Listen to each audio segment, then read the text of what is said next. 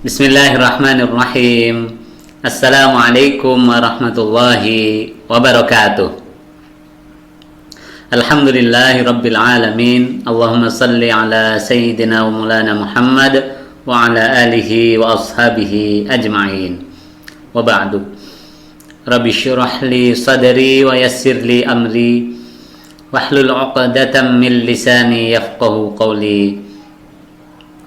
Allahumma inna nas'aluka ilman nafi'a wa na'udzubika min ilmin la yanfa'. Subhanaka la ilma lana illa ma 'allamtana innaka antal alimul hakim. Pemirsa, santri dan para pendengar sekalian dimanapun panjenengan berada, alhamdulillah 1 Muharram hari ini kita berada, diberi kesempatan Allah untuk kembali memperbaiki amal-amal kita, untuk menambah kebaikan-kebaikan kita selama hidup di dunia ini. Dan banyak sekali di antara kaum muslimin di Indonesia ini melakukan muhasabatun nafs, muhasabah anfusihim. Mereka melakukan refleksi awal tahun, refleksi akhir tahun, tanda mereka akan melanjutkan kehidupan dengan semangat yang lebih baik lagi. Masya Allah, kita apresiasi dan tentu kita juga mendukung dan kita mengikuti mereka. Pemirsa sekalian, pada kesempatan kali ini 1 Muharram 1442 Hijriah, kami perlu atau merasa perlu untuk ikut berperan serta menyampaikan kebaikan-kebaikan, menyampaikan pesan-pesan yang berkaitan dengan muhasabah diri, melakukan introspeksi atas perbuatan-perbuatan yang akan maupun yang telah kita lakukan. Maka pemirsa sekalian, pada kali ini saya akan menguraikan materi tentang muhasabatun nafs, introspeksi diri, muhasabah diri, yang harapannya nanti saya maupun panjenengan semua dapat berpegang pada nilai-nilai kebaikan dalam menghadapi tahun-tahun yang akan kita lalui. Amin ya rabbal alamin. Pemirsa sekalian, kita akan mulai dari muhasabah diri itu seperti apa. Bisa disimak di papan. Muhasabatun nafs. Maaf, saya pencet dulu pennya.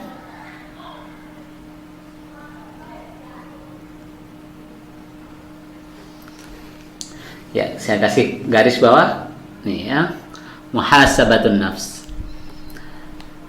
Ta'ni tasfiyatuha wa tanqiyatuha litalqallaha khaliyatan minal ma'asi wad dhunub. Yang dimaksud muhasabah diri dalam hal ini adalah ketika kita mensucikan dan membersihkan hati kita agar bertemu Allah nanti khaliyatan minal ma'asi. Hati kita bersih dari kemaksiatan, wadzunub, dan dosa-dosa. Adalah sesuatu yang penting kita menghadap Allah dengan sebaik-baik hati, biqalbin salim. Maka pemirsa sekalian, tidak pantas rasanya kalau kita yang diciptakan Allah, diberi rizki oleh Allah, hidup di buminya Allah ini masih berbangga dengan dosa-dosa. Maka wala budda likulli muslimin, sepatutnya setiap muslim min takhsisi waqtin yaumiyin yakhtali fihi liyuhasiba nafsahu amma badara minha fi dhalikal yaum min a'mal. Maka setiap muslim sepatutnya dia memiliki waktu khusus setiap harinya untuk mengintrospeksi apa yang telah ia lakukan dalam sehari tersebut, amal yang telah ia lakukan dalam sehari tersebut apakah baik atau buruk, hendaklah dia berintrospeksi dan memiliki waktu khusus yang sengaja dia sediakan, bukan waktu yang tersisa sehingga kalau teringat dia melakukan, kalau tidak ia meninggalkan.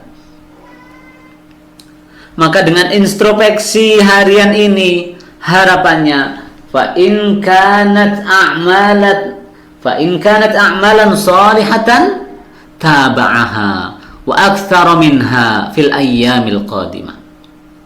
Maka ketika kita bermuhasabah, kita mendapati amal-amal solih, kita telah mengerjakannya, taba'aha wa aktsara minha, maka kita lanjutkan, kita perbanyak amal-amal solih itu fil ayyamil qadimah untuk menghadapi hari-hari selanjutnya. Sedangkan wa in kanat a'malan sayyi'atan wa hadaran lil awqati wabbakhaha 'alaiha wa taba ila Allah wastaghfara wa 'ahada an la yarji'a ilaiha thaniyatan. Sebaliknya, jika kita dapati dalam sehari itu amal kita banyak sekali keburukannya, atau kita dapati perbuatan buruk yang kita lakukan, maka kita pun akan menyesalinya. Wa taba ilallah, kita pun bertaubat kepada Allah, wastaghfara wa ahadahu, kita beristighfar, memohon ampun kepadanya, wa ahada an la yarji'a ilaiha thaniyatan, kita bertekad, berjanji untuk tidak mengulanginya, untuk tidak mengulangi yang kedua kalinya. Lianna ihmala mutaba'atiha sayuaddi ila tamadin nafsi fil atham. Bagaimana tidak, pemirsa sekalian?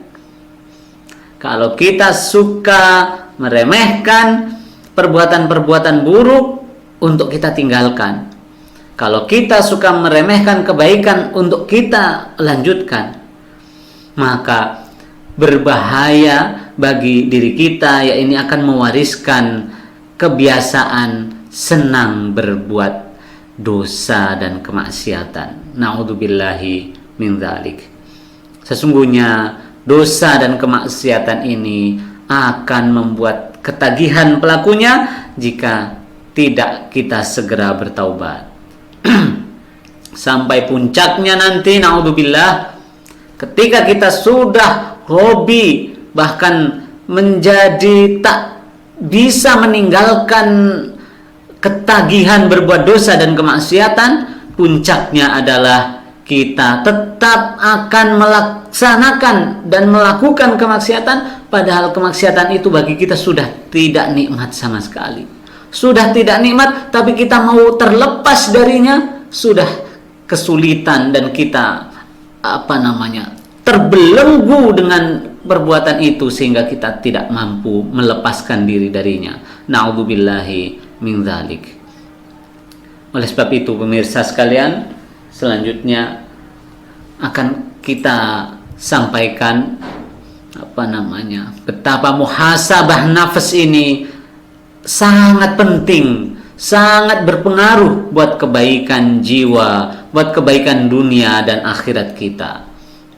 Pemirsa sekalian, ada banyak manfaat, ada banyak faidah dari kita melakukan muhasabah.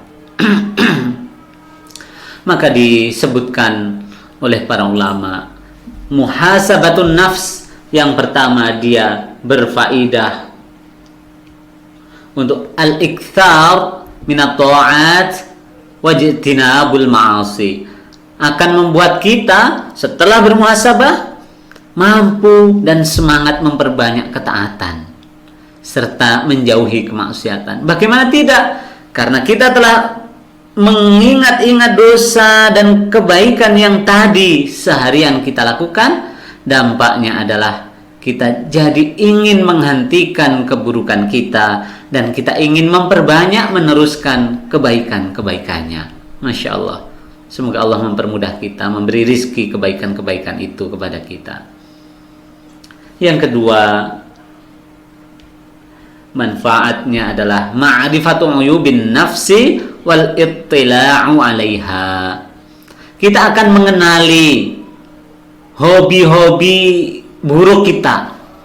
Kita akan mengenali aib keburukan diri kita sendiri tanpa peduli kita sibuk mencari aib orang lain. Karena kita sudah terlalu sibuk mengoreksi aib diri kita sendiri. Wal ittila'u 'alaiha, sehingga kita bisa melihat dengan terang aib kita. Yang dampaknya wabittali at-taubatu wal 'amalu 'ala takhallusi minha, sehingga kita kalau dapati keburukan-keburukan, aib-aib kita itu nampak, maka selanjutnya kita akan rela dengan ikhlas, kita akan sungguh-sungguh melakukan taubat dan amal soleh. Masya Allah, ini rizki yang tak ternilai harganya.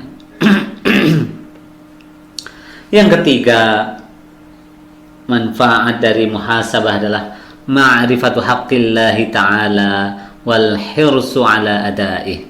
Kita akan mengenal dan mengetahui hak Allah atas diri kita. Apa kewajiban bagi kita yang harus kita tunaikan kepada Allah, sehingga kita tahu, setelah tahu maka wal hirsu ala adaih, kita pun semangat untuk mengerjakannya. Itu dapat kita temukan jika kita bermuhasabah.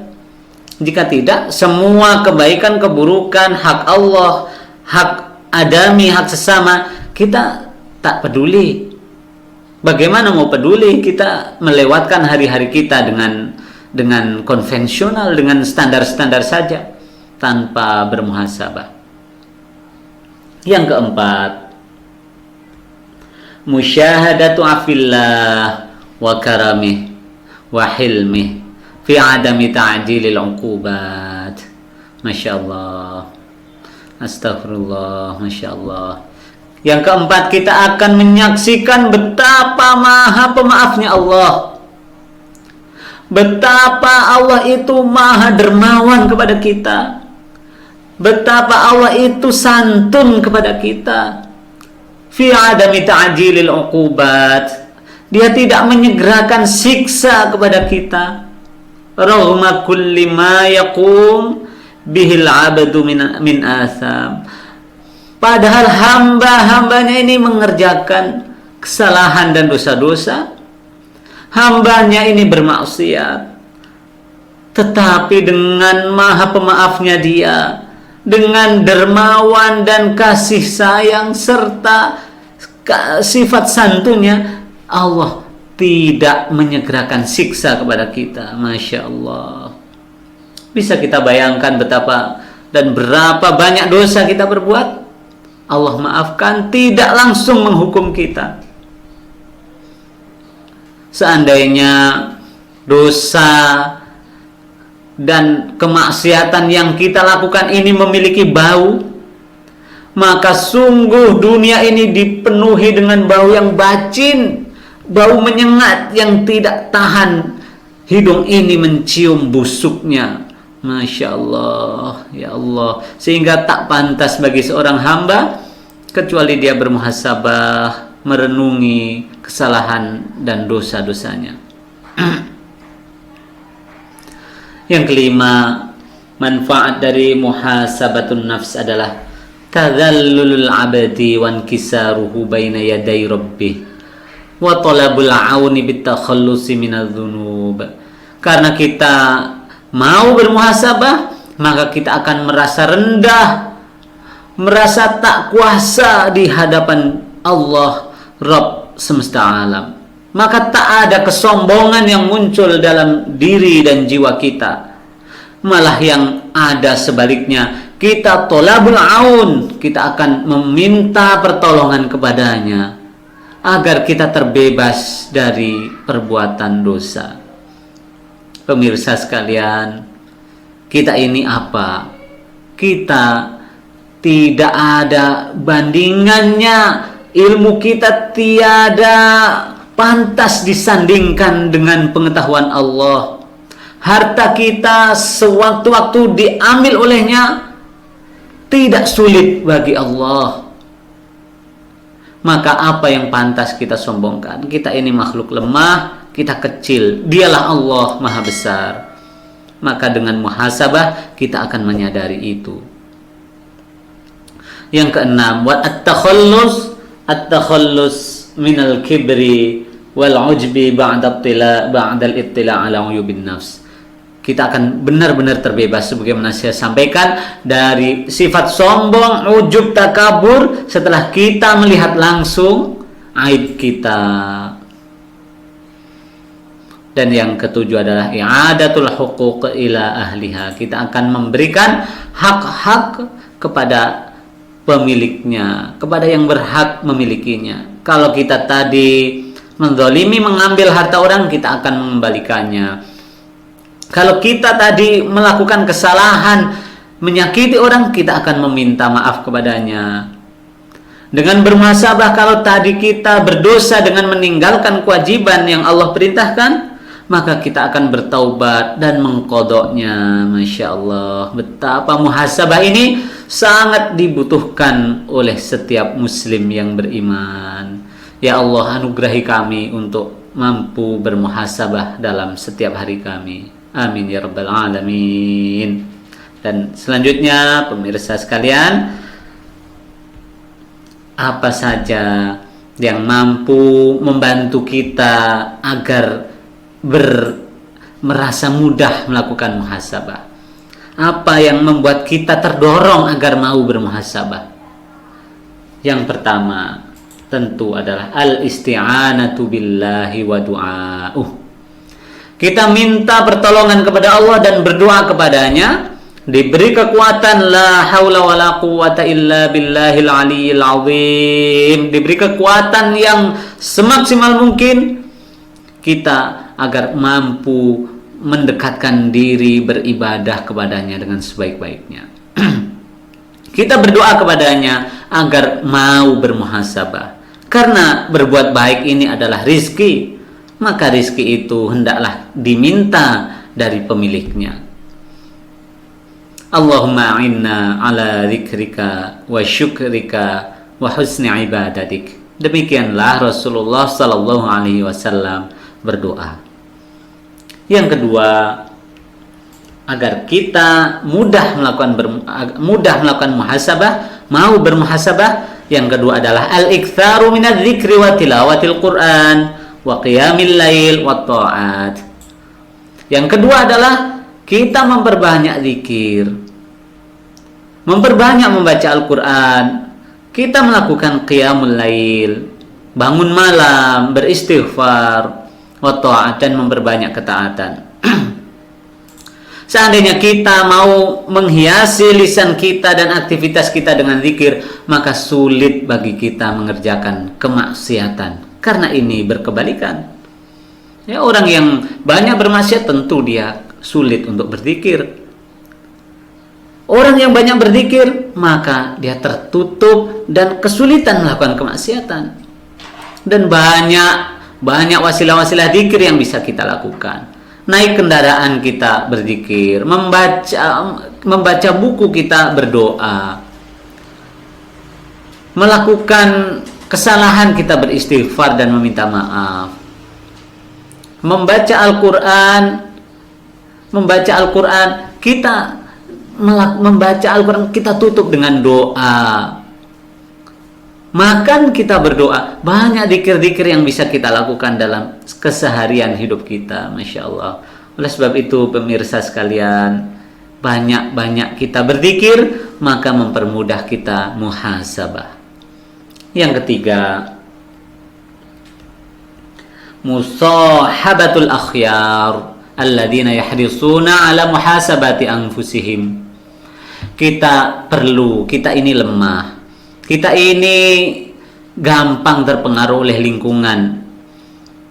Maka musahabatul akhyar, berteman, bersahabat dengan orang-orang baik, orang-orang yang pilihan, adalah sebuah pilihan mutlak yang harus kita lakukan untuk terjaga agar kita tidak terjerumus dengan dosa dan kemaksiatan.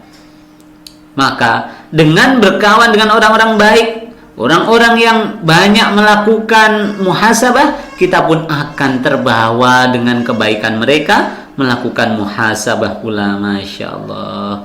Ya Allah, beri kami rizki untuk mendapat teman-teman yang baik, yang mengingatkan kami ketika bersalah dan menuntun kami ketika kami lengah. Amin ya rabbal alamin. Dan yang keempat, yang terakhir adalah al-ittila'u ala ahli muhasabah minas salafis salih. Kita menengok contoh-contoh orang-orang solih terdahulu, salafus salih terdahulu, yang mana mereka adalah ahlul muhasabah. Mereka adalah orang-orang yang selalu bermuhasabah, sering bermuhasabah dalam keseharian hidup mereka, dan mereka adalah contoh-contoh nyata yang telah menghiasi kehidupan zaman dari awal sampai akhir ini. Masya Allah. Sehingga pemirsa sekalian, kita mesti membaca sirah mereka dari Rasulullah, sahabat, tabi'in, dan tabi'ut tabi'un, generasi-generasi terbaik dari umat ini. Kita patut membaca biografi sejarah kehidupan mereka agar kita dapat mencontoh muhasabah mereka yang mempermudah kita untuk menjadi ahli muhasabah seperti mereka. Orang-orang yang mudah mengintrospeksi kesalahan diri dan tidak gampang mencari-cari kesalahan orang lain. Tahun baru ini 1442 Hijriah adalah tahun yang sedang kita lalui di hari pertama ini. Mestilah lebih baik dari tahun-tahun sebelumnya, karena itu tanda kita meningkat kualitasnya dari hari ke hari, dan tanda Allah ridho kepada kita. Allah meridhoi kebaikan-kebaikan yang dilakukan oleh hambanya, dan Allah tidak ridho kepada keburukan-keburukan yang menjadi hobi, bahkan menjadi gaya hidup sehari-hari. Semoga Allah menjaga kita, menjaga keluarga kita, menjaga teman dan saudara-saudara kita dari mudahnya berbuat dosa dan kemaksiatan, sehingga mereka sulit untuk melakukan muhasabah dalam hidup mereka. Amin ya rabbal alamin. Aqulu qouli hadza wa astaghfiruha li wa lakum. Wassalamu alaikum warahmatullahi wabarakatuh.